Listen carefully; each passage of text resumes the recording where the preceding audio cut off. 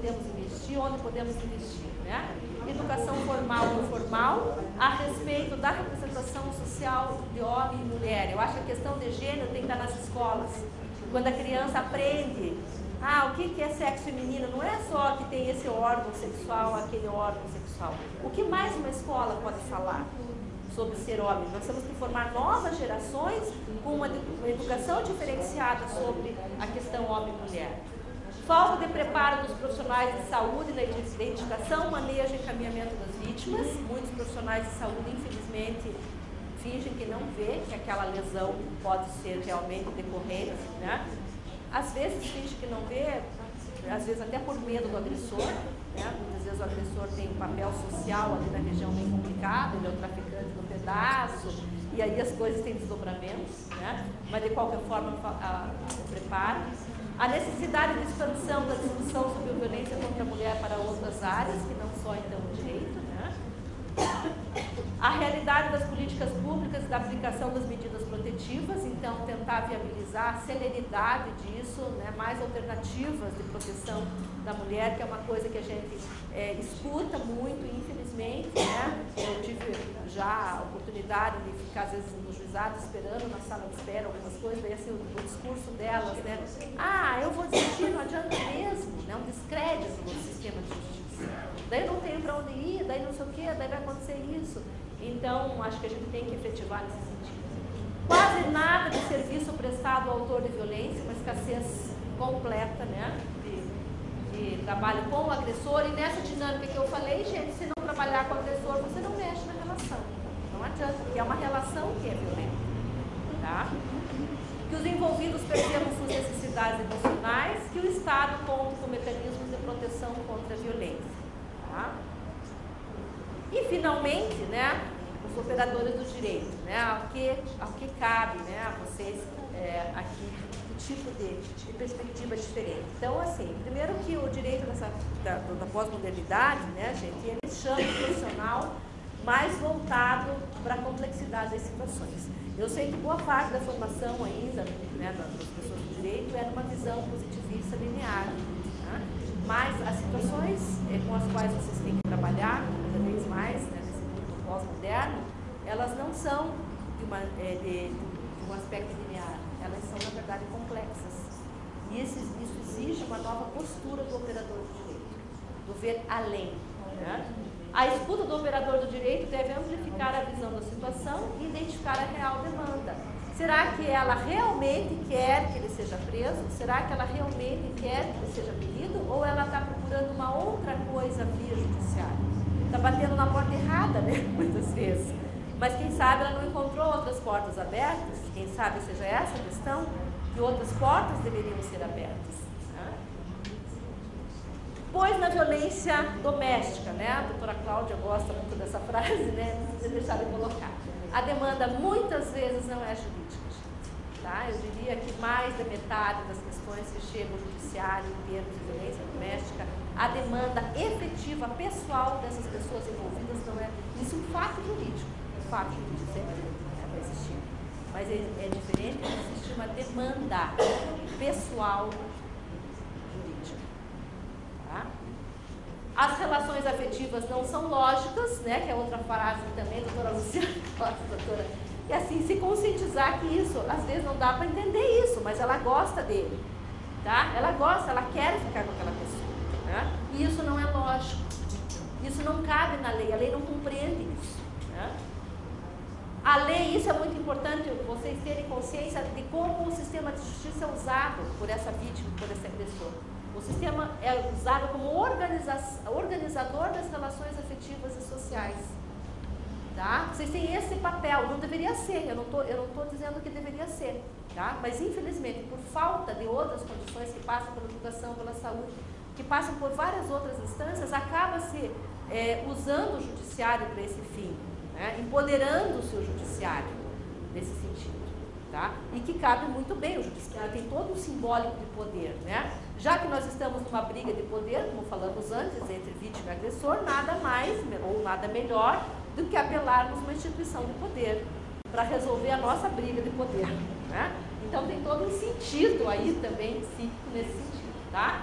O juiz e o promotor, né, tem função protetiva e normativa dessa família, né, vocês vão ter o papel, a hora que entrou no judiciário, então vocês passam a ter um papel, tá? Não tem como fugir, né? Passa a ter um papel.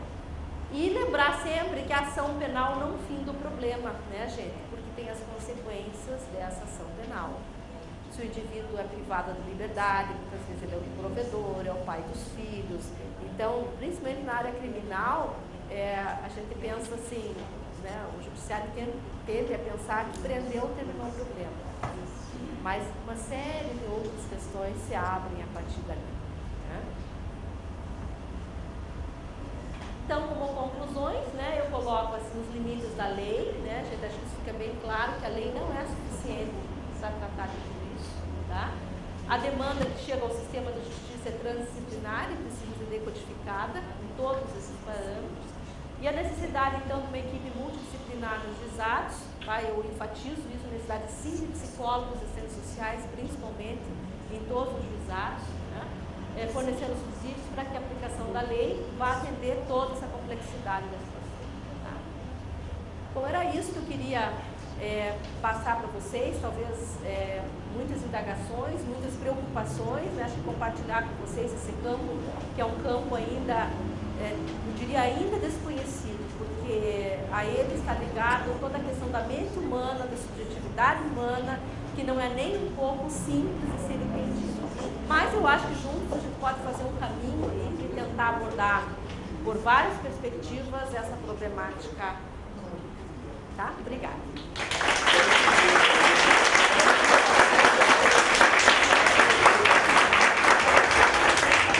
Eu não sei, organizador do evento, se você tem perguntas como você tem. Pois era às 11 horas que eu tinha uma reunião.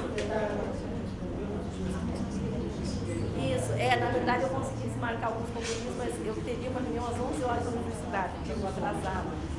Tá? Pois não.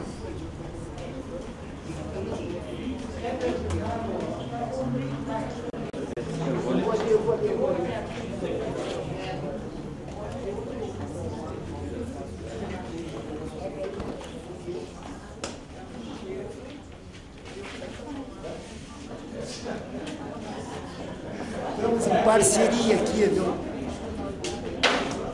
Bom, primeiro eu parabenizo a iniciativa, tanto do Ministério Público como do Poder Judiciário, em promover esse evento. Ele é muito significativo. E em parceria, professora, eu primeiro cumprimento, gostei muito. Eu digo em parceria porque eu também sou formado em psicologia e dou aula de psicologia jurídica, inclusive na Escola da Magistratura, e sou do Ministério Público, sou procurador de Justiça. E uma das temáticas que eu costumo...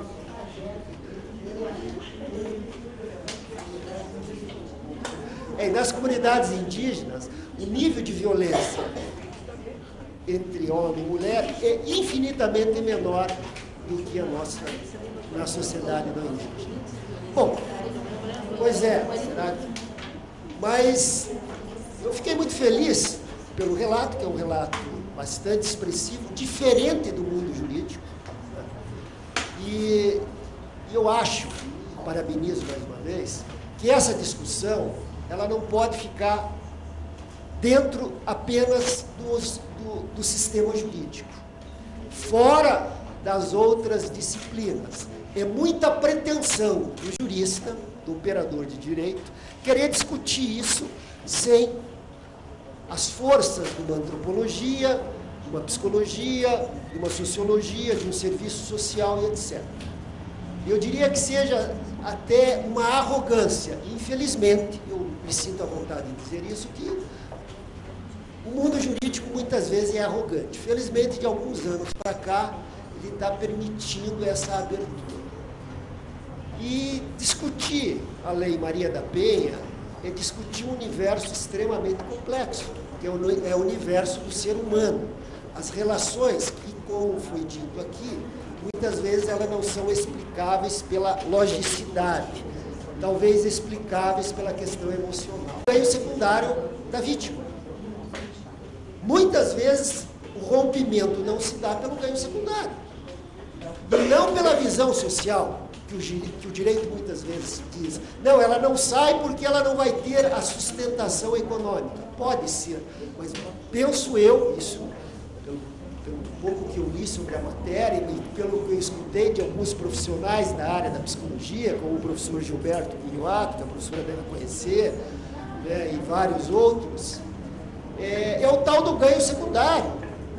Já pensou a mulher receber da filha ou da sogra, só você para aguentar o meu pai ou só para você para aguentar o meu filho? A sogra falando. Aquilo às vezes inconscientemente, dá uma força muito grande, e se o mundo jurídico não trabalhar, não oportunizar ela a fazer um tratamento, ela vai voltar para o agressor. Isso é um dado estatístico.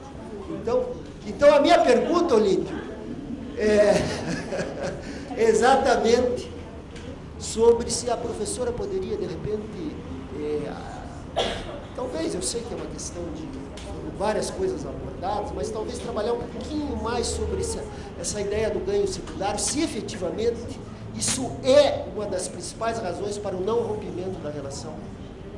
Eu diria que fosse uma das principais, acho que é uma delas, né? Eu não tiro de forma nenhuma a questão, por exemplo, financeira, que muitas vítimas elas dependem realmente financeiramente do agressor, embora também, no primeiro momento, uma pesquisa que a gente fez lá no juizado, eu achei, claro, daí essa parcela que já chegou no juizado, não esqueça que tem toda aquela perda, né? Em torno de 68% das vítimas tinham atividade remunerada e ganhavam mais que os seus agressores, né? Então a gente tem alguns dados assim que fazem a gente pensar às vezes naquelas verdades, né, que talvez tenham que ser questionadas. Mas veja, eu estou dizendo assim, essas foram as vítimas que chegaram no juizado. Continuo dizendo que a maior parte nem chega na delegacia. E daí a realidade é outra, por favor, tá? Não ver parcialmente a situação, tá? Mas de qualquer forma isso tem que ser considerado. Então, o que o professor colocou, chamado professor, o professor disse que é professor também, né? Então, o que o professor colocou é uma das variáveis, com certeza. E essas variáveis vão ao encontro de algumas lacunas de autoestima. Puxa, eu sou uma porcaria. E daí, quando a minha sogra me diz, só você para aguentar meu filho, o que a sogra está dizendo para ela? Que mulher maravilhosa você é. Percebe? Que pessoa incrível você é para aguentar essa bomba que é meu filho. Tá? Então, essa sogra está dando todo um poder para essa mulher através da manutenção dela com esse filho que é terrível. Percebe? Ela está se empoderando. Se ela tem uma autoestima rebaixada, ela, na verdade, ela está sendo reforçada nessa autoestima. Percebe? Pode passar pela sexualidade, que às vezes é um tema que as pessoas não discutem muito na violência doméstica contra a mulher, mas também, quando você analisa mais profundamente, é na cama que as coisas se resolvem, que a lua de mel recomeça, percebe? Porque a sexualidade também faz parte dos reforçadores para a feminidade da mulher. Tá? Quando ela se sente desejada, ele bateu, tudo bem, mas ela se sente desejada, ela se sente confirmada como mulher por aquele homem. De novo, é um reforçador para ela se manter na violência, né? Então, e esses são alguns dos ganhos secundários. Daí nós vamos ter que procurar na história de cada uma qual seria o ganho secundário. Mas existe uma premissa na psicologia comportamental, embora não seja a minha abordagem única, mas eu penso que essa premissa é interessante, que todo comportamento que se mantém tem algum tipo de reforçamento. Nenhum comportamento se mantém se ele não tiver algum tipo de reforçamento. Cabe a nós procurarmos qual é o reforçamento, tá? E isso é uma tarefa. Não. A psicopatia é um quadro, já respondi de pronto, porque essa resposta é muito clara, né? Como se todo abusador sexual é pedófilo. Não, também. Né? São algumas coisas que rolam aí. Não, a psicopatia é um quadro muito específico, é um transtorno mental bastante específico, que pode sim ter como um dos sintomas a violência doméstica contra a mulher. Tá? Violência, enfim. Né? Mas nem todo agressor contra a mulher é psicopata. Ele pode ter um transtorno depressivo, ele pode não ter nada, tá? Ele pode ser simplesmente reflexo dessa construção de gênero, né? Não. Vou fazer então as duas últimas perguntas, que nós temos ainda a exposição de favor. O que nós estamos verificando lá, inclusive em uma das últimas reuniões, até com a doutora Marisa, da delegada. Quer falar aqui? Não precisa, aqui estão ouvindo? Não, melhor. Não posso falar de público. Vai lá, doutora Denise. Posso falar de público, você gosta mais do corpo? Você só gosta de falar na CPI, né?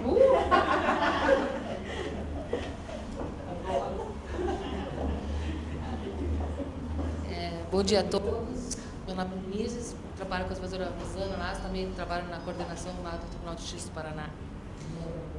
Sou desembargadora. E uma das questões que foi levantada, até foi a doutora Marisa que mencionou para nós, que hoje o que está ocorrendo muito também é a violência da agressão, da violência doméstica, mas do filho contra a mãe.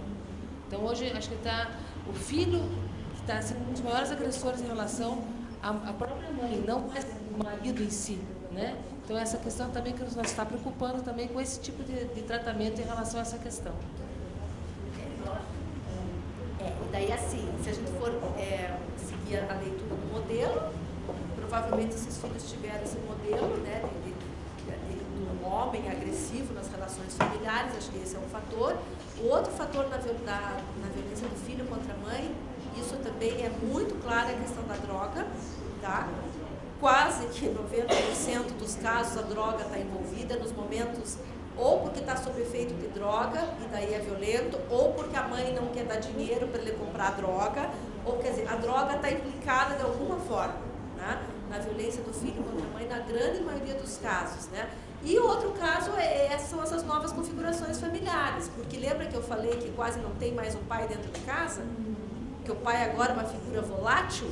Alguém assume esse papel do pai, tá? É o filho, né?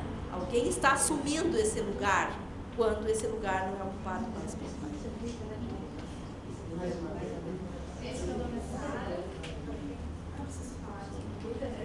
Meu nome é Sara, sou atuante, né, no movimento de mulheres, participo de várias discussões relacionadas à questão de gênero. E aí eu acho que quando você discute a questão de gênero, mais especificamente a questão da violência de gênero, a gente consegue debater de uma forma bem transversal. E aí você citou a questão da educação, que eu acho que é importante, né? Até porque a educação, não só no gênero, mas a educação, ela forma valores, certo? Mas eu acho que um tema que é bem importante da gente discutir, e aí eu acredito que do ponto de vista até mais imediato, relacionado à questão da violência de gênero, é o papel da mídia, né? E aí eu acho que a discussão dessa reforma midiática, eu acho que ela é uma pauta que está colocada, e aí eu gostaria, na verdade, de ouvir um pouco da opinião da senhora em relação a essa questão da violência de gênero linkada com essa questão da mídia.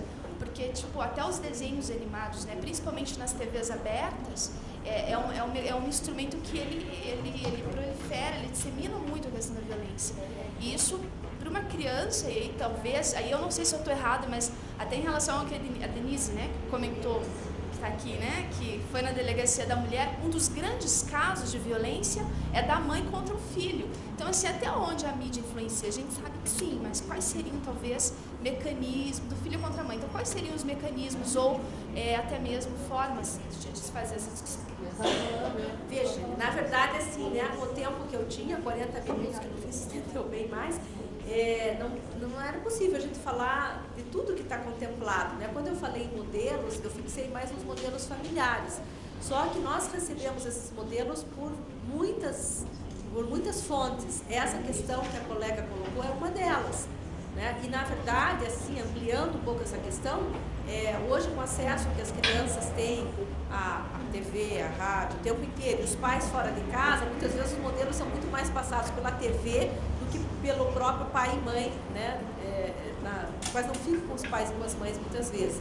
Então, e não é só pela TV, né? Eu diria pelos livros que fazem sucesso, né? Que modelo de mulher está sendo passado no Crepúsculo, por exemplo? Né? Nos romances que fazem sucesso por aí, que tem alto... Está se passando modelos. modelos de relação, modelos, sabe, do lado mais romântico da mulher, disso, aquilo, enfim, né? Então, realmente a colega tem razão, eu acho que eu vejo que é um outro rumo, é uma outra lacuna que deve ser de alguma forma ocupada, né, nas novelas, nos programas, tá? Que lugar essa mulher está sendo colocada, mas assim, volto a falar, e ela está aceitando, né? Se no programa colocam aquela mulher lá dançando, se expondo, enfim, vendendo a sua imagem, tem mulheres que estão aceitando. Então é por isso assim que eu sempre convido a olhar para os dois lados, né? Porque senão a gente corre o risco assim, o algoz é a mídia, o algoz é o álcool, o algoz é o homem, o algoz, né? E a gente não responsabiliza a mulher pelas suas escolhas. Eu acho que isso que tem que ficar muito claro.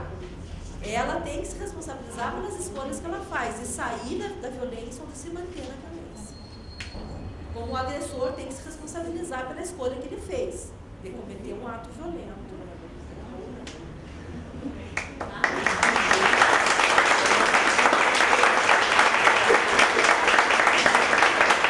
Agradecer a participação da professora Maria Cristina, dizer que, enfim, a palestra dela traz a nossa reflexão em inúmeros pontos, né? Eu continuo achando que é melhor prevenir pela via da educação, para que a mulher não venha a ser vítima de violência, né? Que você souber. Estava me lembrando que outro dia um colega meu disse que o pai dele usava um rabo de tatu para cada vez que ele praticava, ele dizia, olha, eu tive uma boa formação, eu só espero que você não esteja reproduzindo isso em relação ao seu filho, né? Porque, sabe? Então, eu acho que romper com essa ideia de que é possível, né, agredir, que isso, enfim, pode ser aceito, e principalmente, para além disso, não principalmente porque acho que a questão educativa é fundamental, mas quando a mulher resolve a romper esse ciclo, nós precisamos auxiliá-la. Eu acho que aí é o grande objetivo da nossa reunião aqui, é que quando ela decide que ela não quer mais ser a vítima, né, da discriminação, da violência, de tudo que é um discriminamento, ela vai receber na delegacia, no Ministério Público, no Poder Judiciário, uma intervenção positiva dentro desse contexto e não nada que possa significar uma ideia, inclusive para o agressor, de impunidade, e que tudo aquilo pode ser aceito mesmo dessa maneira, né? Então buscar, quando eu falo de impunidade, eu quero me referir que a pena, enfim, deve ser proporcional ao delito praticado, e que muitas vezes tem que trabalhar mesmo o próprio agressor como colocado aí, para que ele não venha depois reproduzir essa conduta com outras pessoas. Enfim, agradecendo a participação da professora Maria Cristina, eu vou convidar agora Obrigado.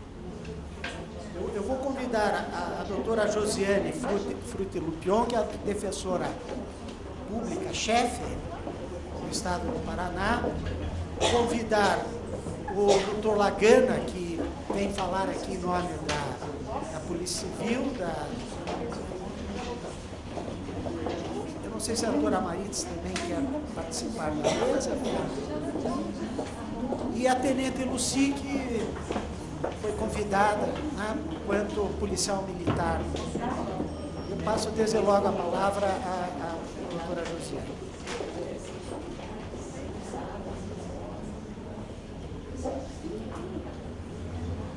Bom dia a todos.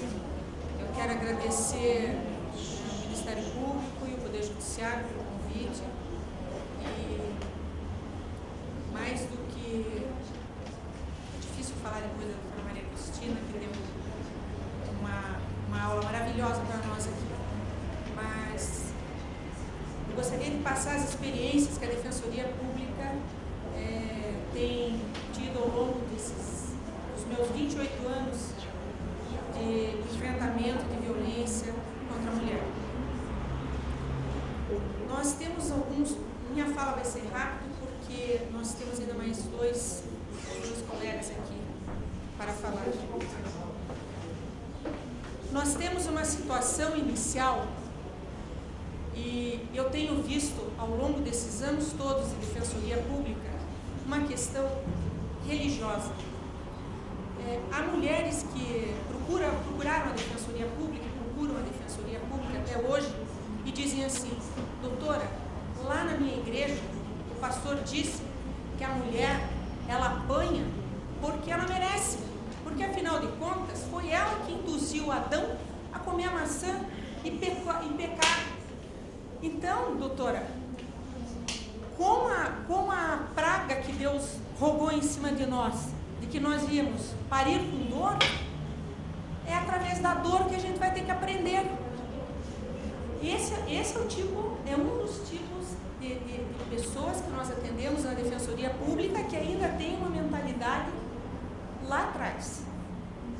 Então esse é um ponto que nós precisamos acabar. É esse tipo de situação que nós precisamos extirpar da cabeça da mulher. Não existe isso. Outro ponto. Eu tive casos, inúmeros casos que eu atendi, de mulheres que apanhavam e iam na Defensoria Pública, isso antes da lei, antes de tudo isso, lá em 1986, 88, 90, elas iam à Defensoria Pública para pedir a separação de corpos ou a separação judicial, todos motivados por agressão. Então nós dizíamos assim: e por que a senhora não saiu antes de casa? Ah, mas aí eu perdi os meus direitos. Graças a Deus, ao longo dos anos, algumas ainda acham que se sair de casa vão perder direitos. Então elas ficavam apanhando porque elas tinham que ter medo de perder aquela casinha, medo de perder a pia que elas tinham comprado, porque tinha os bens móveis dentro da casa. Elas achavam que isso era abandono de lar. E o abandono de lar era punido com a perda dos bens móveis, dos bens materiais, dos bens imóveis que elas possuíam. E nós tínhamos que ensinar e explicar que não havia essa situação. A Defensoria, muito deficitária ao longo desses anos todos, recuperando agora um atraso de 23 anos de omissão do Poder Executivo, tem na sua lei estruturada, na sua lei complementar, editada no ano passado, o núcleo de enfrentamento à violência doméstica e familiar. Esse núcleo só será completo, composto no ano que vem, com a vinda dos 197 defensores públicos. Qual é a ideia desse núcleo? Em primeiro lugar, mulher, não vá diretamente à delegacia. Procure a Defensoria Pública, porque esses fatores que a doutora Maria Cristina apresentou, de que a mulher ela vai e depois ela não continua e agora ela é obrigada a continuar, isto ela tem que saber antes de ir à delegacia, porque senão ela vai dizer: não, foi o delegado que obrigou eu a assinar, foi o delegado que obrigou a fazer quando o agressor sair da cadeia. E ela vai correr risco de vida, porque nós não temos hoje, como há anos atrás, somente o vício do álcool. Nós temos hoje o vício do crack, e o crack mata. E o indivíduo com o crack, ele não pensa, ele mata, ele estupra, ele utiliza dos próprios filhos em detrimento da violência contra a mãe dos filhos dele. Então eu acho importante que a Defensoria Pública, com esse núcleo de atendimento dela, em atendimento à mulher em situação de violência, ela venha para, em primeiro lugar, ouvir por que a senhora quer denunciar o seu companheiro. Ah, porque ele me bate, já faz 3 anos que ele me bate. Uma coisa aqui, deixa muito claro, é a mulher que decide: eu não quero mais apanhar. E é ela que diz: agora chega, agora eu não quero mais apanhar. E essa é a minoria que faz. Essa é a minoria que recorre à delegacia e diz: eu quero ir até o fim. É ela que decide. Enquanto ela estiver envolvida nessa, como vítima que mas agora ele vai ficar bonzinho, porque quando ele não está drogado, ele é bom. Agora ele vai melhorar, porque quando ele não bebe, ele é maravilhoso. Ele é um pai extremado. Quando ela não pensar mais assim, é ela que decide: eu dou um basta e fim. E ela corre um sério risco de ser perseguida por esse ex-companheiro, por esse ex-marido e ser morta tranquilamente. Isso é muito fácil. A situação que se põe, por isso insisto que antes de ir à delegacia e de inchar o judiciário com ações, eu acho que a mulher deve procurar o centro de referência, a defensoria pública, os locais que atendam ela preventivamente, para que seja esclarecido a essas mulheres qual é a consequência da ida dela à delegacia.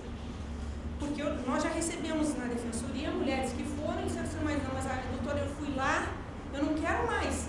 E agora o delegado lá, o pessoal disse que não, agora você vai ter que ir até o fim.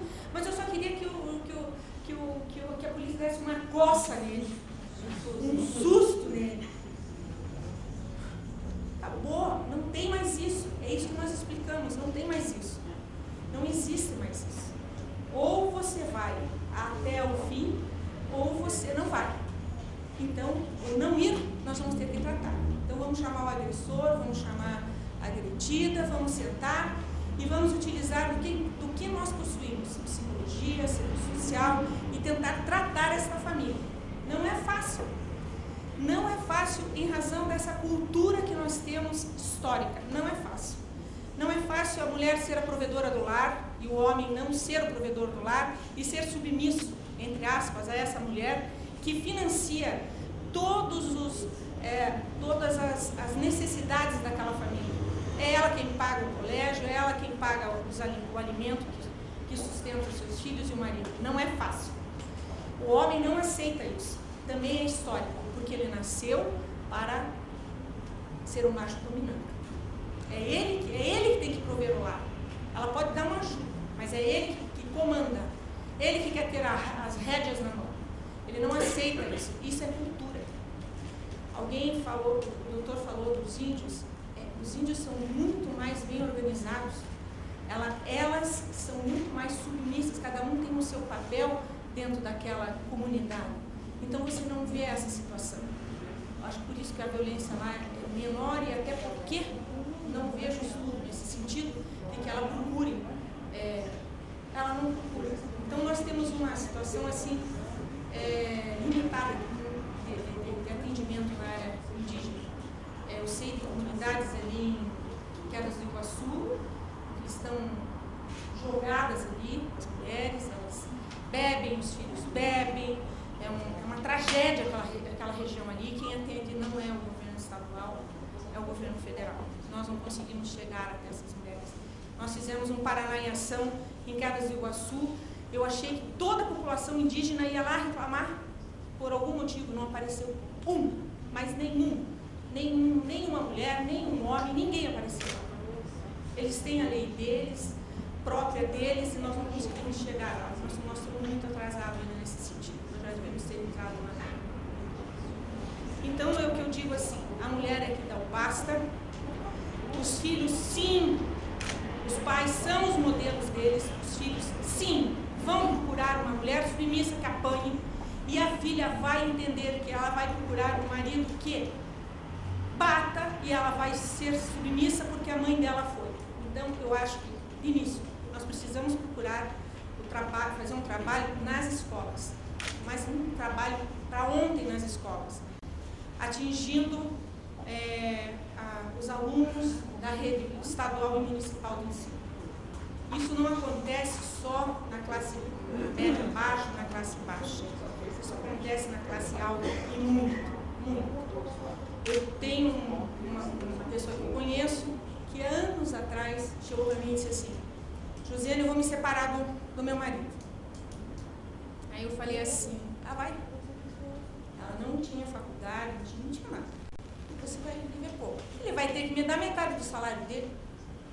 Eu falei: ele vai ter que te dar metade do salário, quem vai fixar o juiz. Você vai pedir metade do salário dele como? Porque ele gasta metade conosco aqui dentro de casa.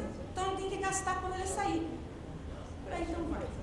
Caia nessa que o juiz vai fixar 50% de pensão para você criar os seus 3 filhos. Em primeiro lugar, minha querida, você vai se separar desse canalha, porque ele era um canalha, batia nela, na cabeça para não deixar marca. Ela nunca foi numa delegacia, porque o primeiro dia que ela foi numa delegacia, ela saiu de lá ridicularizada. Isso já faz anos, 90 e no Mijó de Pedra. Aí eu falei: você vai estudar, estudar, você vai fazer uma faculdade, você vai fazer um concurso, você vai passar e aí sim, vamos pôr na ponta do lápis quanto você vai ganhar e aí você vai mandar esse canalha pro quinto dos infernos. E foi o que nós fizemos. Ela estudou. Ela se formou. Ela passou num concurso na prefeitura. Ela trabalha hoje lá. Anos depois, 18 anos depois dessa situação, ele não mudou, continua a mesma situação, mesma coisa. Ela chegou e disse assim, agora chegou a hora, eu vou me separar. E vamos pôr no papel quanto você ganha, quanto você vai receber e como é que você vai viver. Faltava R$1.000 para ela. Se eu faço o pão para fora, eu vou vender Avon, Natura, calcinha, mas eu não fico mais com ele. Ela deu um basta. Minha gente, ele enlouqueceu. A hora que chegou o oficial de justiça e disse, o senhor não coloca mais o seu pé aqui, pega os seus pertences pessoais e rua. Ela trocou o cadeado do portão, ele ia à noite com o carro, batia no portão, ela me ligava de madrugada, eu disse, chame a polícia. É a polícia que vai afastar ele de casa. Foi difícil, minha gente. E ela era uma pessoa, um nível social bom. Ela me ligava e ela seguiu as orientações, né, as poucas que eu pude dar para ela. E ela saiu bem. Teve seus problemas, enfrentou vários problemas. A pensão ainda bem era descontada na folha de pagamento dele, porque ele era funcionário público. Porque senão ele não daria um tostão furado para essa mulher e esses 3 filhos pequenos que ficaram com ela. Hoje, passado vários anos, nós nos encontramos e disse, valeu a pena, mas comi o pão que o diabo amassou, mas valeu a pena. Eu estou feliz, sozinha, teve um outro relacionamento de namoro, né, ficante, mas sustentou esses 3 filhos. Ele teve várias mulheres, vários espancamentos, porque ele continuou a espancar, e hoje ele está sozinho, não tem mulher, não tem mais a vítima para espancar, já está mais velho. Se ele procurar uma mulher hoje, talvez ele apanhe dela, Então, essa é uma situação, uma história que eu conheço de uma pessoa que tem um nível social bom. As outras que eu conheço não estão aqui mais para contar a história porque morreram, o marido matou. Tive uma situação na defensoria em que a mulher tinha 4 meninas pequenininhas e ela ia lá, doutora, chega, eu não aguento mais, eu não aguento mais, ele me bate, ele me espanca, ele me joga na frente daqueles 4 filhos que iam junto com ela na defensoria, lá na vara de família ainda, lá em cima do Cabral, e dizia assim, doutora, tia, a senhora tira meu pai de casa, tia, porque ele joga minha mãe no fogão. Ele fazia assim. Doutora, ele liga o fogo, quando eu apago o fogo, quando está quente a boca do fogo, ele coloca a minha mãe, ele colocava lá. Eu tinha uma raiva desse homem, porque eu falava assim, mas então, se eu pegar esse homem, eu vou dar uma surra nele. Não pude dar a surra nele, mas ele ficou preso, porque no dia que ele assinou a separação, foi um fim de semana, na sexta-feira, na segunda-feira ela ficou feliz, porque ela ia embora de Curitiba, ia para São Paulo. Segunda-feira eu abro o jornal, a Tribuna Sangrenta, lá estava o desgraçado, que tinha matado a mulher na frente dos 4 filhos. Então foi assim, uma desgraça. Esse foi um caso, ela não está mais aqui para contar. Ela lutou para se afastar desse companheiro. E ele disse, ela não fica comigo, ela não vai ficar com ninguém. E realmente ela não ficou. Os filhos foram para São Paulo, na casa da irmã dela, eu acabei fazendo a guarda para essa irmã, e eles foram embora morar com essa irmã dela. Então, eu não digo que a lei Maria da Penha, ela veio para salvar a pátria, que ela não tenha vindo com este motivo, com esse intuito, ela veio. Mas nós temos que, tem muita coisa por trás. A doutora Maria Cristina foi muito feliz na fala dela. Não é só ir à delegacia, como se o delegado ou a delegada fosse resolver o problema. Não é. Não é dar um susto no companheiro. O companheiro não gosta de susto. O companheiro não gosta de susto. O susto deixa ele vulnerável. Ele tem medo do susto. Ele vai matar. Ele mata. E se ele estiver drogado, mais fácil ainda para matar. Tenho casos, quando ela diz que os filhos estão envolvidos, tenho casos de pai que obrigam a mãe a manter relação sexual com seus filhos de 10 anos. 10 anos. E ela vive nessa farofa de filho, com marido, com filho. Tem um caso em que a mulher apanhou que nem cachorro desse marido. Deu o basta. Ele foi para o canto dele, ela foi para o canto dela com 3 filhos, 2 meninas e um menino. Agora, recentemente, me procuraram na defensoria. Oi, doutora, a gente quer fazer a declaratória nossa de união estável. A filha, com outra mulher. Eu falei, ué, você está com outra mulher. Tua companheira? Então, teu companheiro é uma mulher? Eu falei, doutora, pelo amor de Deus, eu vi o que a minha mãe apanhou daquele homem. Eu não quero um homem do meu lado. Reflexos da violência. O menino é homossexual. E não há na família relato disso. Era a vida que ela levava. Foi assim, só uma das filhas é que tem, não digo assim, um relacionamento normal, porque eu não acho, cada um faz o que quer, convive com quem quer. Mas só uma menina, e eu acho que ela era uma menina extrovertida, por ela estar tão quieta na minha frente, eu acho que ela já está sofrendo violência doméstica do marido dela. Ela ficou quietinha, minha irmã, né, doutora, quis essa vida. Ó, se ela é feliz com a companheira dela, ótimo, vamos fazer a declaratória. Fizemos a declaratória. Esse é um exemplo do que a violência causou naquela família. E eu poderia ficar aqui